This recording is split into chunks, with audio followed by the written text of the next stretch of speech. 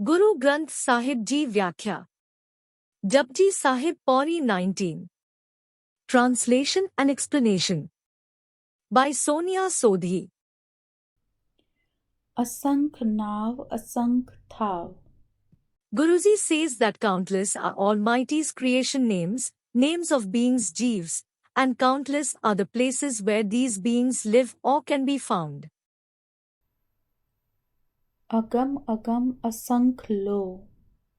Agam means inaccessible. Asanklo means countless uncountable places.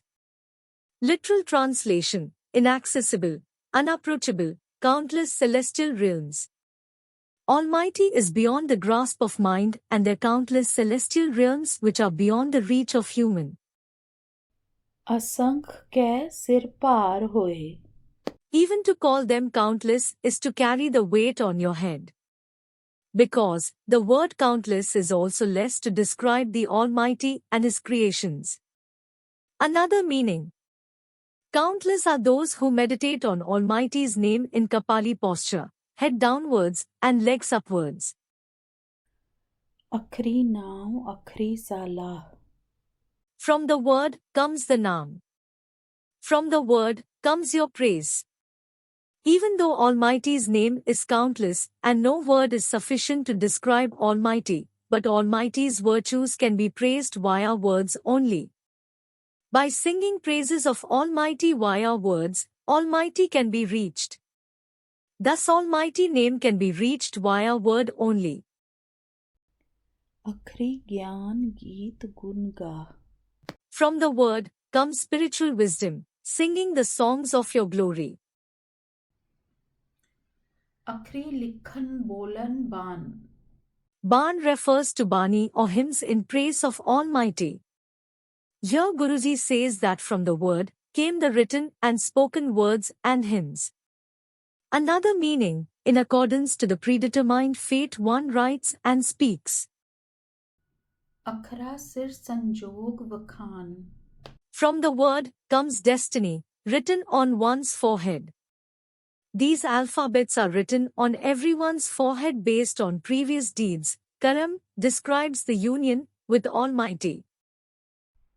जिन ए लिखे तिस सिर नाए. But the one who wrote these words of destiny, no words are written on his forehead. The writer, Almighty, of these words, fate, is above all these words, fate. जिव फरमाए तिव तिव पाए. As He ordains, so do we receive. In Almighty's command Jeev, being, develops thoughts in accordance to previous deeds, and this is how new alphabets are written on his forehead. चेता कीता तेता नाव. The created universe is a manifestation of Almighty's name. In other words, Almighty exists within all. Win नावे नाही को थाओ. Without your name, there is no place at all. कुदरत कवन कहाँ विचार. How can Almighty's creative potency be described? What strength do I possess to be able to contemplate and describe Almighty's limit?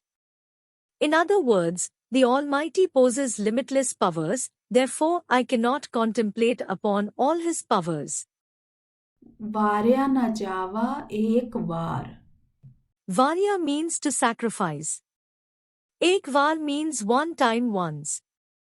I am insignificant and not even worthy of being sacrificed to you even once. Another meaning. Almighty's single hair cannot be described, as millions of universes abides within each small hair of each Almighty. जो तुध पावे Sai पलिकार. Whatever pleases you is the most appropriate action and is always good for all. तू सदा सलामत निरंकार.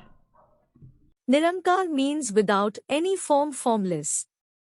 O dear Almighty, you are formless and eternal. In this pauri, Guruji emphasizes the vastness and incomprehensibility of the Almighty's creations. The names of beings and the places they inhabit are countless, surpassing human understanding. Even the term countless falls short in describing the magnitude of the Almighty and His creations. Guruji mentions those who meditate on the Almighty's name while adopting the Kapali posture, with their heads down and legs up. Although the Almighty's name is countless and cannot be fully described by words, His virtues can be praised through verbal expression. By singing the praises of the Almighty, one can establish a connection with Him. Thus, the Almighty's name can only be reached through the power of words. The word itself holds spiritual wisdom and encompasses the songs of the Almighty's glory. It is through the word that written and spoken language, as well as hymns, came into existence. The word also represents destiny, which is inscribed on one's forehead based on past actions, karma, and signifies the union with the Almighty. However, the one who wrote these words of destiny does not bear any words on his own forehead. The Almighty, as the author of fate, transcends and surpasses all linguistic expressions and limitations. As the Almighty ordains, so do we receive. Under the command of the Almighty, beings develop thoughts in accordance with their previous actions, and this process determines the writing of new destinies on their foreheads. The entire created universe is a manifestation of the Almighty's name. In other words, the Almighty exists within everything and everyone. Without the Almighty's name, there is no existence or place whatsoever.